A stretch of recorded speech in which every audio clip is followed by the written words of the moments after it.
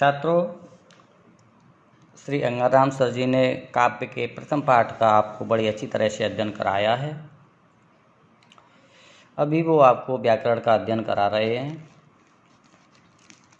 मैं सोचता हूँ कि मैं आपको काव्य के द्वितीय पाठ कैकेयी का अनुताप, जिसे राष्ट्रकवि मैथिली षडगोप्त द्वारा लिखा गया है,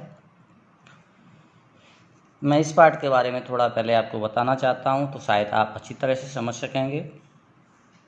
माता कैकेयी द्वारा राजा दशरथ से 2 वरदान मांगे गए, जिसमें प्रभु श्री राम को 14 वर्ष का वनवास और भरत को राजगद्दी दी गई।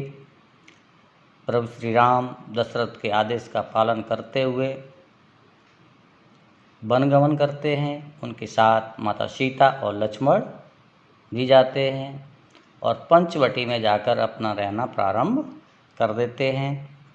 भरत जी जब अयोध्या वापस आते हैं तो अपने माता के द्वारा रचे गए कुचक्र की जानकारी होती है, तो वो राजगद्दी को स्वीकार न कर प्रभु श्री राम अपने बड़े भाई को मनाने के लिए पंचवटी चल देते हैं। उनके साथ माता कैकेयी और अन्य अयोध्यावासी भी साथ में चल देते हैं। जब जाते जाते शाम हो जाती है और पंचवटी पहुंचते हैं, और पंचवटी में वहाँ जब रात्र को सभा बैठती है तो उसी का यहाँ वर्णन किया गया है। जब पहुँचते हैं तो देखिए, आप पाठ को आप देखेंगे, तदंतर बैठी सभा उटज के आगे। तदंतर मीन्स उसी बीच, उसी समय, जैसे ही रात्र में शाम के टाइम पहुँचते हैं, मैं अपने शब्दों में बोलता हूँ, उसी बीच जब सभी उस पड़कुटी के सामने, उटज मीन्स होती है पड़कुटी, घास तनकों से बनाई हुई कुटी या मड़ैया जिसे कहते हैं, उसी पड़कुटी के सामने जब रात्र को सभा बैठती है, नीले वितान के तले दीप बहुत जागे। वो आकाश रूपी वितान मीन्स होता है चंदोवा, या जो कह लें हम टेंट, तंबू। तो जो आकाश रूपी जो नीला चंदोवा था, उसके तले उस जैसे ही सभा बैठती है, तो आकाश में तारे रूपी बहुत सारे दीपक जल उठते हैं। टकटकी लगाए नयन सुरों के थे वे।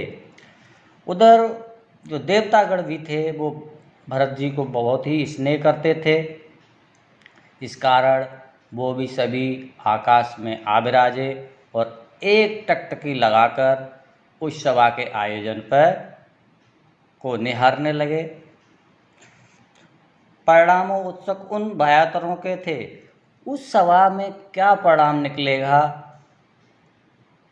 इस कारण से वो देवतागण भी भयभीत थे, क्योंकि उन्हें ऐसा लग रहा था कहीं भरत जी के आने को प्रभु श्री राम अन्यथा न ले लें, और अगर उन्होंने अन्यथा लिया तो इस मानवता के साथ साथ जो भ्रातृत्व प्रेम है, जो निश्चल प्रेम है, उसके भी साथ अन्याय होगा।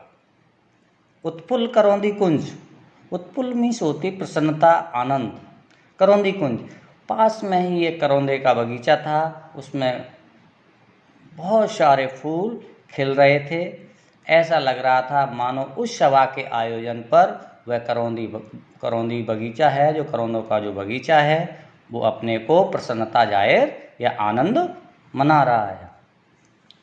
वायु रह रहकर करती थी सबको पुलकपूर्ण मैं कर। उस करौंदे की जो बगीचा था, उस करौंदे का जो बगीचा था, उसकी सुगंध शीतल जो वायु थी, जो रह रहकर उस सभा में आ रही थी, वह जो वायु शीतल मन सुगंधित सभी को बड़ा ही सुख और आनंद प्रदान कर रही थी। वह चंद्रलोक था कहाँ चांदनी वैसी। यहाँ मैथिली षडगोप्त ने प्रकृति का बड़ा ही मनोहारी वर्णन किया है। उन्होंने यहाँ ये बताया है कि जो मनोहारी, जिस प्रकार का उस पंचवटी में जो वातावरण था, जो सुंदर मनोहारी मन को हरने वाला जो वातावरण था, ऐसा वातावरण वहाँ चंद्रलोक में भी नहीं था। और ऐसे मनोहारी वातावरण में प्रभु श्री राम ने समुद्र जैसी गहरी बाड़ी से अपने वचन बोलना प्रारंभ किया, धीर गंभीर होते हुए। आगे इस पाठ से संबंधित मैं प्रश्न आपको पूछूंगा।